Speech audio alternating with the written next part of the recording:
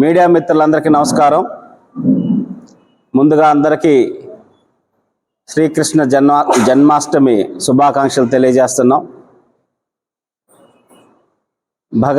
భగవద్గీత ద్వారా ఒక జీవన విధానాన్ని చెప్పిన మహోన్నతమైన వ్యక్తి శ్రీకృష్ణుడు. ఆయన చెప్పిన అంశాలని ఎన్నో మేనేజ్మెంట్ స్కూల్స్లో కూడా పాటిస్తూ ఉన్నారు.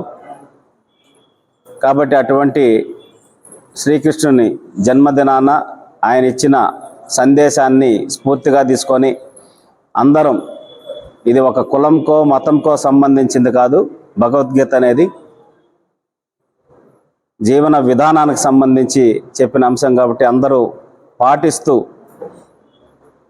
సుఖ సంతోషాలతో ఉండాలని చెప్పనేసి సమాజాన్ని అభివృద్ధి చెందే కార్యక్రమంలో ఆ అంశాలన్నింటినీ, అలాగే మన జీవితాన్ని అభివృద్ధి చేసుకునే అంశంలో కూడా ఆ అంశాలన్నింటినీ పాటించాలని చెప్పనేసి మనస్ఫూర్తిగా కోరుకుంటున్నాం.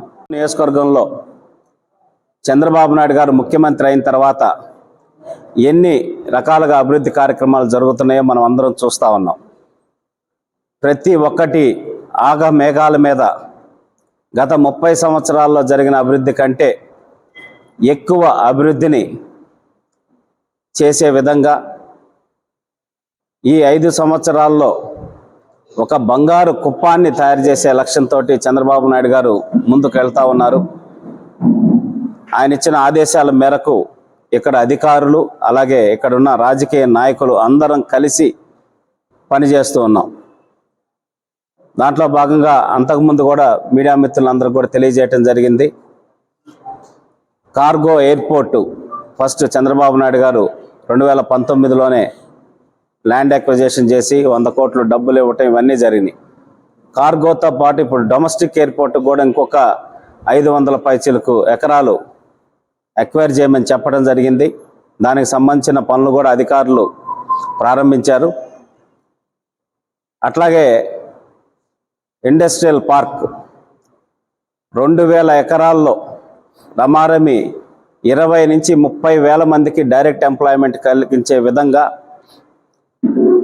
దాంట్లో ఒక 500 ఎకరాలు మెగా ఫుడ్ పార్కు, ఒక 500 ఎకరాలు ఆటోమొబైల్ ఎలక్ట్రానిక్స్ క్లస్టరు, అట్లాగే ఒక 500 ఎకరాల్లో సెజ్ స్పెషల్ ఎకనామిక్ జోన్, మిగతా 500 ఎకర్స్లో డిఫరెంట్ కంపెనీస్ కూడా తీసుకొచ్చి ఒక డీసెంట్రలైజ్డ్ డెవలప్మెంట్, అంటే అన్ని మండలాల్లో డెవలప్మెంట్ ఉండే విధంగా చంద్రబాబు నాయుడు గారు కార్యక్రమాలు రూపొందిస్తున్నారు.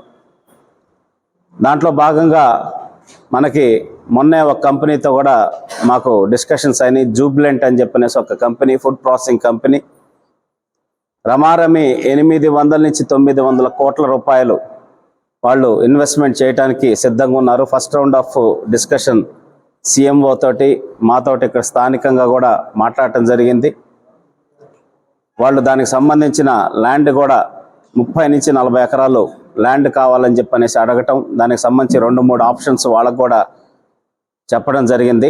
త్వరలో వాళ్ళు కూడా వచ్చి చూసి ఆ ల్యాండ్ ఫైనలైజ్ చేసి వాళ్ళ కార్యకలాపాలు కూడా ప్రారంభించేదానికి అతి దగ్గరలోనే వస్తారని చెప్పని కూడా తెలియజేస్తా ఉన్నాం. కూడా మా పేర్లు చెప్పి ఏదన్నా కార్యక్రమాలు చట్టబద్ధంగా కాకుండా చేయాలని వచ్చినా కూడా మీరు కూడా సహకరించాల్సిన అవసరం లేదు. ఖచ్చితంగా మా దృష్టికి తీసుకురమ్మని చెప్పి కూడా అధికారులకు కూడా చాలా స్పష్టంగా తెలియజేస్తా ఉన్నాం. కాబట్టి అందరం కలిసికట్టుగా ఈ కుప్పం నియోజకవర్గాన్ని ఒక మంచి అభివృద్ధి పదంలో తీసుకెళ్ళటానికి, ఒక మంచి పాజిటివ్ వాతావరణంలో తీసుకెళ్ళటానికి కలిసికట్టుగా రావాలని చెప్పనేసి అందరికీ విజ్ఞప్తి చేస్తా ఉన్నాం. రేపు జనవరి కల్లా ఈ ల్యాండ్ అక్విజిషన్ పూర్తి చేసి కంపెనీలని ఎస్టాబ్లిష్మెంట్ చేసే కార్యక్రమం కూడా రూపొందించాలని చంద్రబాబు నాయుడు గారు టైం లైన్ కూడా పెట్టున్నారు. సో కాబట్టి 100% రాబోయే 1 సంవత్సరం నుంచి 2 సంవత్సరాల లోపల కంపెనీలన్నీ ఇక్కడ ప్రారంభమవుతాయి.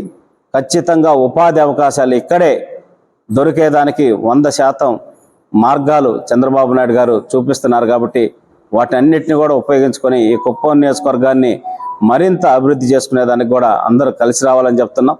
ఎన్ఆర్ఐజీస్ ద్వారా, ఉపాధి హామీ ద్వారా 20 కోట్ల రూపాయలు ఈరోజు మండలానికి రమారమి 5 కోట్ల రూపాయలు శాంక్షన్ చేయడం జరిగింది. దానికి సంబంధించి అంగన్వాడీ బిల్డింగ్స్ కానీ, కాంపౌండ్ వాల్స్ కానీ, డ్రైనేజ్ కానీ, సీసీ రోడ్స్ కూడా ఎస్టిమేషన్స్ పెట్టాం.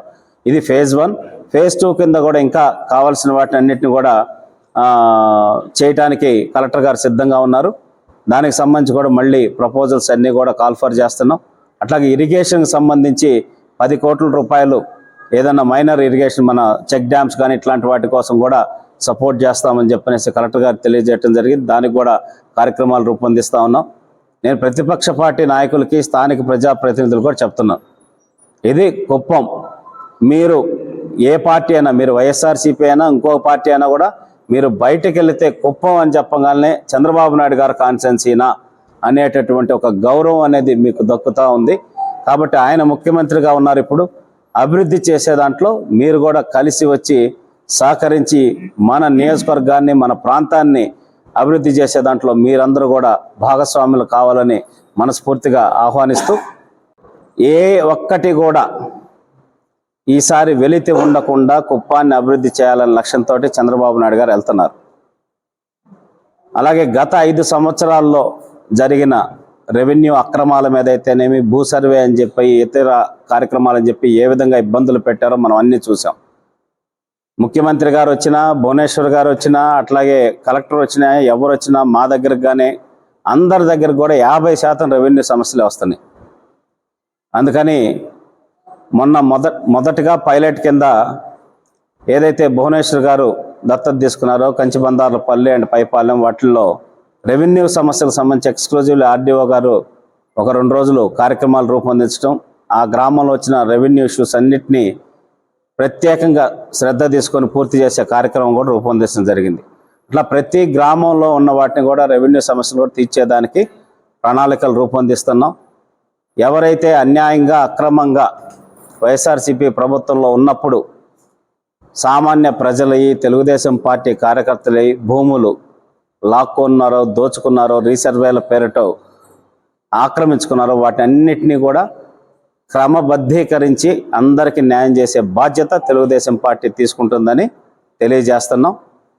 అట్లాగే ఎవరైతే అక్రమాలు చేశారో ఈ 5 సంవత్సరాల్లో వాళ్ళందరి మీద కూడా చట్టపరమైన చర్యలు, మేము ఎక్కడ లా అండ్ ఆర్డర్ని డిస్టర్బ్ చేయట్లేదు.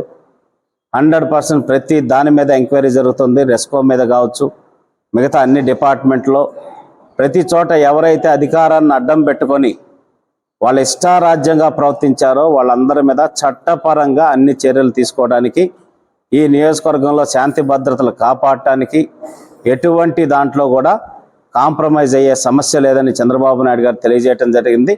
దానికి అనుగుణంగా అన్ని కార్యక్రమాలు ఆయన ఇచ్చిన ఆదేశాల మేరకు ఇక్కడ అందరూ పాటిస్తూ ఉన్నాం. ఎలక్ట్రానిక్స్ రిలేటెడ్,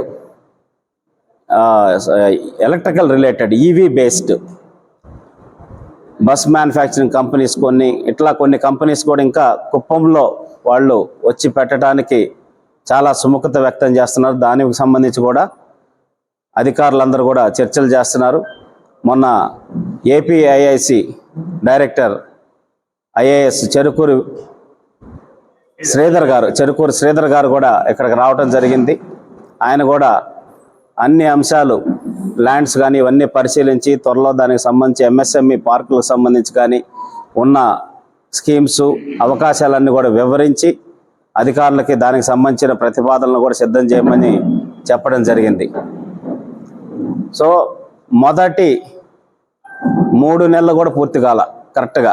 ఈ 3 నెలల్లోనే కుప్పంలో ఇంత అభివృద్ధి కార్యక్రమాలు, అలాగే మున్సిపాలిటీకి సంబంధించి కూడా మీరు చూస్తూ ఉన్నారు.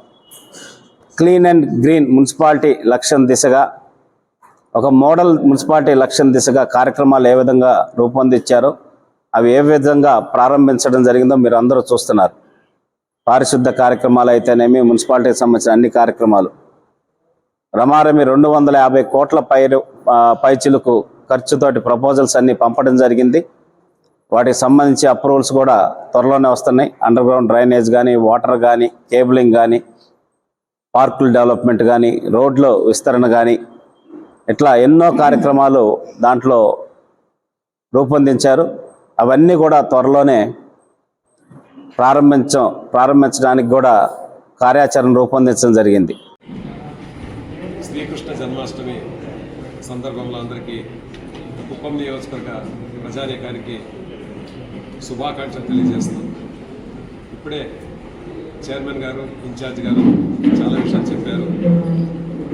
కుప్పం అభివృద్ధి అనేది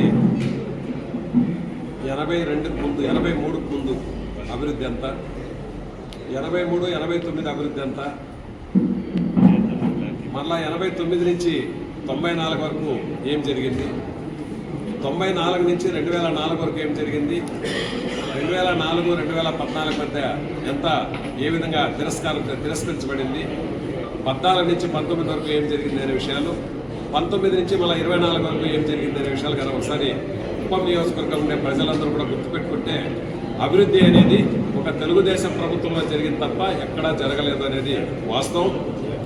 గ్రామాల్లో సిమెంట్ రోడ్లు వేసిన, త్రాగునీటి పథకాలు ఏర్పాటు చేసి కుళాయిల ద్వారా నీళ్ళు ఇచ్చిన, చెరువులను ఊట చెరువులుగా మార్చిన, పాలార్ చెక్ డ్యాములు నిర్మించిన, ఇక్కడ ఒక మెడికల్ కళాశాల కానీ ఇంజనీరింగ్ కళాశాల వచ్చిన, ద్రవిడ భాషా విశ్వవిద్యాలయం వచ్చిన, సెంటర్ ఆఫ్ ఎక్సలెన్స్ ద్వారా రైతులకు కావాల్సిన సౌకర్యాలు చేసిన, ఇవన్నీ కూడా తెలుగుదేశం ప్రభుత్వం ఆ రోజు నందమూరి తారక రామారావు తర్వాత నారా చంద్రబాబు నాయుడు గారు మా సార్ చెప్పినట్లు 95 నుంచి 99 వరకు గోల్డెన్ నిజంగానే కుప్పం చరిత్రలో ఎక్కించే విధంగా కూడా కార్యక్రమాలు చేసినటువంటి చరిత్ర తెలుగుదేశంది. ఒకటే చెప్తున్నారు చంద్రబాబు నాయుడు సార్ గారు, గతంలో జరిగిన అభివృద్ధి 30 సంవత్సరాలు నేనేం చేశాను, ఇప్పుడు ఈ 5 సంవత్సరాల్లో దానంతా 4 అంతలు చేసి చూపెడతానన్నారు. రాగానే కృషి విజ్ఞాన కేంద్రాన్ని కుప్పానికి మంజూరు చేసి తీసుకొచ్చారు. నవోదయ విద్యాలయాన్ని కూడా ఇక్కడ తీసుకురావాలని చెప్పి యోచన చేస్తున్నారు. నిలిచిపోయిన ఎయిర్పోర్ట్ పనులు ప్రారంభిస్తారని చెప్పి డొమెస్టిక్ ఎయిర్పోర్ట్గా కూడా మార్చేదానికి కూడా కార్యక్రమాలు చేస్తున్నారు. ఇండస్ట్రియల్ ఏరియా కూడా